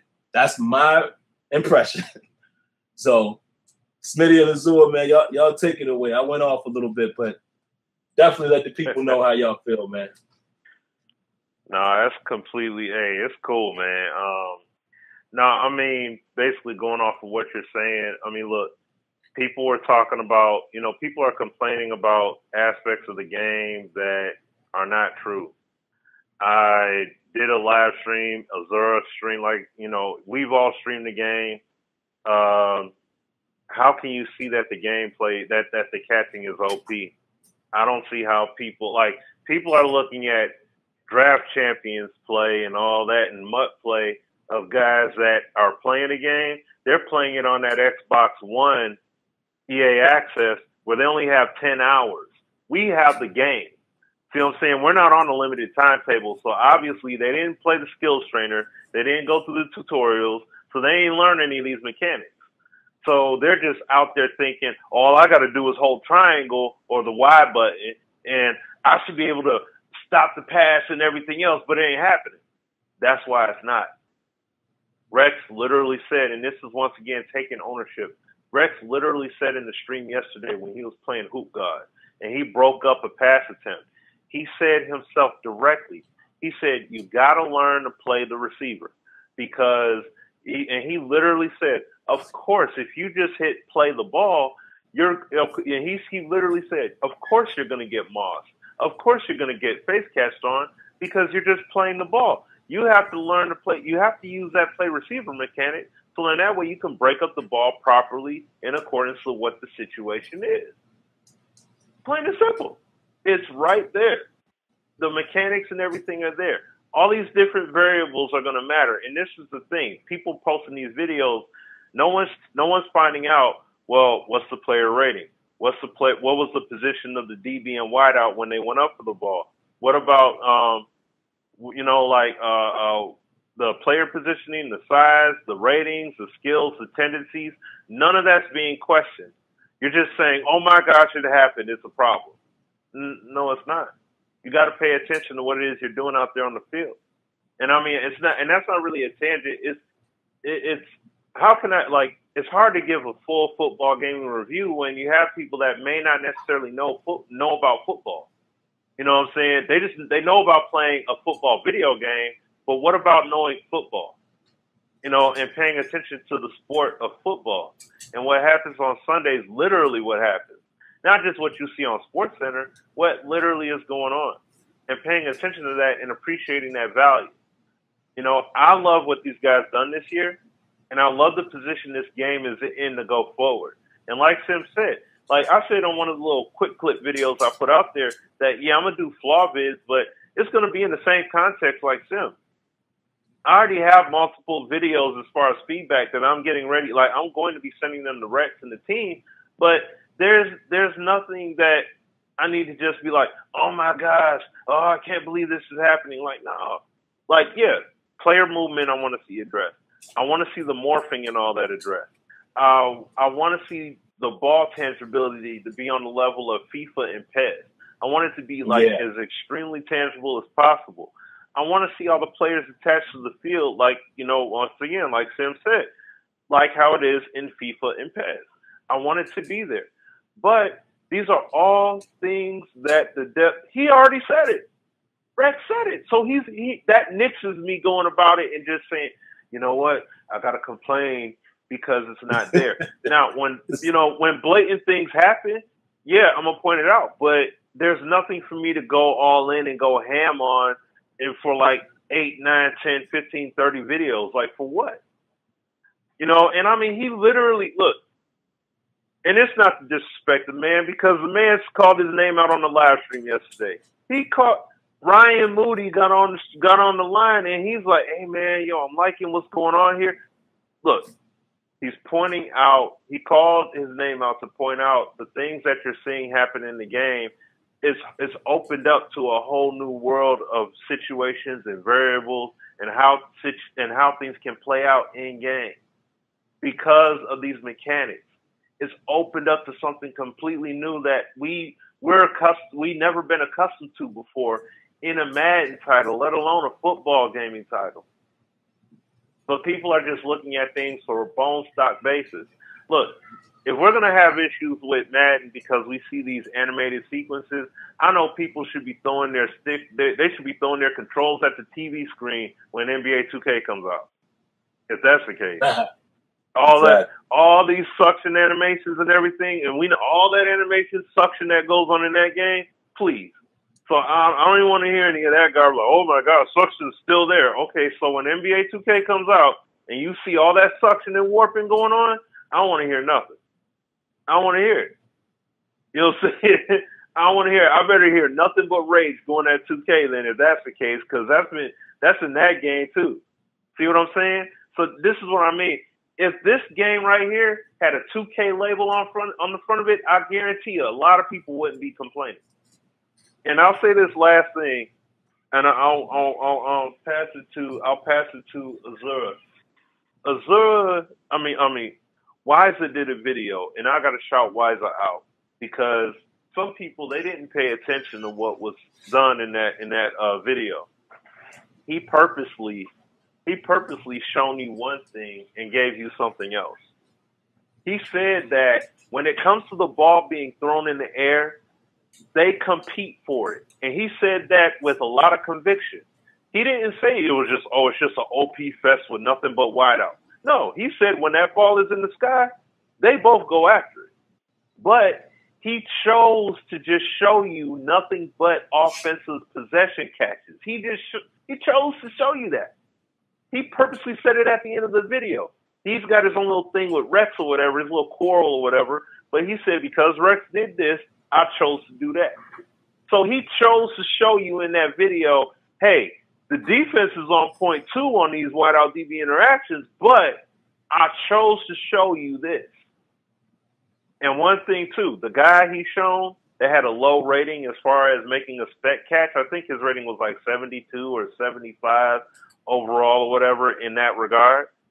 Even though he had a low percentage for a spec catch, he can still do it because he has a rating. He has a legitimate rating to be able to perform it. But you want to know what the beauty of it is? You can actually go into the rosters and customize the rating and turn it to 0 if you wanted to. See, you got roster share here. Same thing that we said that 2K had back then that we wanted in Madden. EA put it in a few years ago. So what's the problem? Because we know when NBA 2K comes out, you know people are going to do that exact thing. Create rosters, re-rate them, and all that stuff, and people love that. So I don't see how it's a problem here. So if you don't like the game, if it ain't your cup of tea, don't mess with it. But we clearly see what's going on here.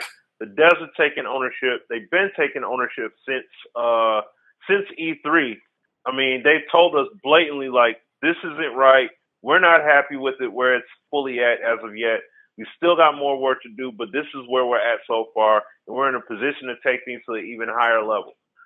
Okay, I'm tapped out on just making just sole complaint videos, and that's it. So that's all I got to say in that regard, and I'll pass it to AZ. Sorry for being long-winded about it. No, y'all good, and y'all pretty much have summed up, both of you all, what I would touch on as well. I just got finished getting beat 49-3 by a good Madden player who was doing the aggressive catch with an elite player. And there are some feedback, tidbits that I'm going to be preparing as well. Because it's like 3 or 4 things that I don't care if I ever see again that are in this game right now. And maybe I'll put them up as public videos as well. But the game, that does not negate that the game is a good game. Because every game has its problems. And although, like Smitty just said, when 2K comes out, they'll be heralded as, oh, this is great and this is the best basketball game ever. The same respect is not given to their to Madden's football title.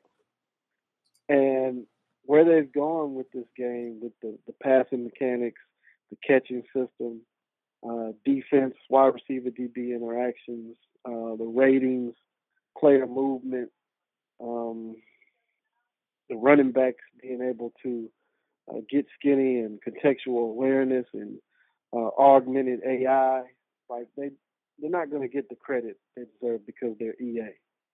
And I think they're okay with that. They just need to continue to improve and flesh out this game to where it needs to go. I think Dan and FBG Rosters would be an amazing hire. Nothing against Donnie Moore, but I never really appreciated his work with the rosters. We've done sliders and slider sets and downloaded rosters to create a more simulation experience. But if we were to add Dan and pro football talk and sports science all into the equation, there's no telling where this game could go. And I still have a few quarrels here and there about the passing game, and Sim already said how I feel about the field not being a living surface. And that's something that I hope they can address, because we have games in the EA, under the EA umbrella, like PGA and Battlefield, that have a Frostbite engine that deals with weather. And if we start to get to that point, what are people going to say then? Because to be honest, you have people who are playing the game now, like Smitty said, EA Access, 10 hours, that aren't bothering to learn the game. They just firing it up and playing it like it's the same old Madden. Then they get on there, try to throw off their back foot, throw an interception, get pissed and turn it off and call it trash. Maybe it's not trash. Maybe you're trash. So take some time to learn the game, the new mechanics, the new things that you have to do to play a more simulated representation of real football and then talk about the game, then give feedback. But to me, it's no way that you don't watch real football, turn this game on, and see almost exactly the same thing. Like I'm sitting here watching right now football, and there's instances that no game has touched before.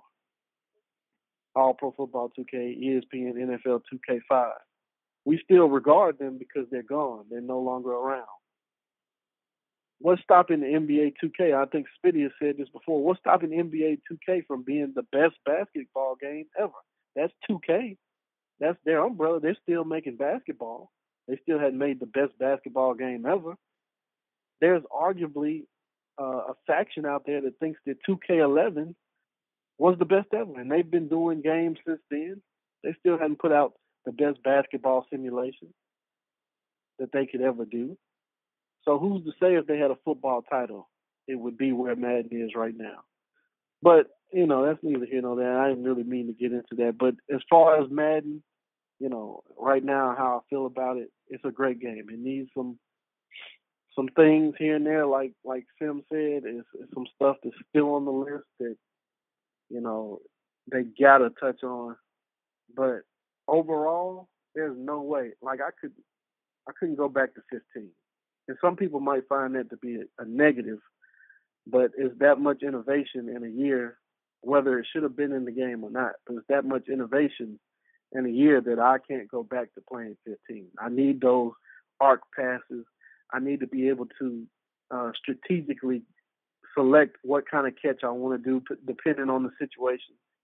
I got a video up now showing me throwing out of the end zone to where either it's going to be an incompletion or it's going to be a catch. And because I chose a possession catch, my receiver got his feet in, but if he had not gotten his feet in, it was going to be an incompletion. The DB didn't jump 20 feet in the air to intercept the ball like they do on Madden 15. And it's time for people to stop holding the crutches, because that's what people do. People hold the crutches and think they're good. Then the game comes out and innovates and makes it to where you have to actually go through progressions and do things that are complicated. Oh, heaven forbid we do something complicated. And that's why I think Madden needs a one-button mode. For those people who don't like the complication of Madden right now, you need a one-button mode. You need to play on rookie and pro, suck it up, but you need a one-button mode. But I don't mean to go on that tangent because that's a whole other conversation. But, you know, you don't hear the same type of jargon with 2K of how you can trigger animations and you have to string together combinations. And Madden is starting to get there, and now it's a problem in Madden. I will continue to do feedback videos just like Sam and Smitty, public and private, and we moving forward with this game. And until somebody else comes out and makes a football game, we'll give feedback on that as well. But right now, where we at in the Madden franchise is a great space. And if people deny seeing that, then that's on them. Pretty much, man. And let me just say this. We have 5 minutes and 54 seconds left. We have a few calls. There's no way we're going to be able to get to them. We apologize, guys. We'll get you in next week. And maybe we'll do more of a formal, you know, somewhat of a more of touching up on a review next week because, you know, this call went a little long. We were glad that it did. I love what happened with FBG. Well, we do have time for one call. Looks like Neff came back in a long time ago, so we'll bring him in. I think he only just needs a real short amount of time. But the other guys, we want to apologize for that, man. But next week, definitely give us a call back. We're at 5 minutes and 16 seconds, so let's get you back in here real quick. All right, go ahead, Neff. Well, I just wanted to, because I didn't know how long the show was going to roll, but I just wanted to say, I believe after all the ratings I've done, that man definitely needs to be put in there. He's got a very sound basis of what he wants to do. And Madden is going further and further every year. And it's just like you guys have all been saying, when people want to start complaining about how this game is and how come it's not this and not that, they really just should put their energy into something else. We all got a certain amount of heartbeats in life to take. Why waste them on something you don't care about? Put them to use for something you care about, and you'll see your life is a little bit better every day. But that's pretty much all I have to say is that man needs to be in there. And this is coming from somebody who's been rating for over 20-something years. And it needs to happen. There's no getting around that. So you guys need to push that as much as possible. But just letting you know that. But I'm out. Yeah, man. I have to agree with that. He needs to be in there.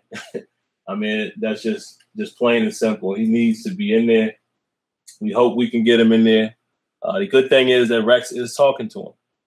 So I think there's the idea of getting him in there is just a matter of when and how.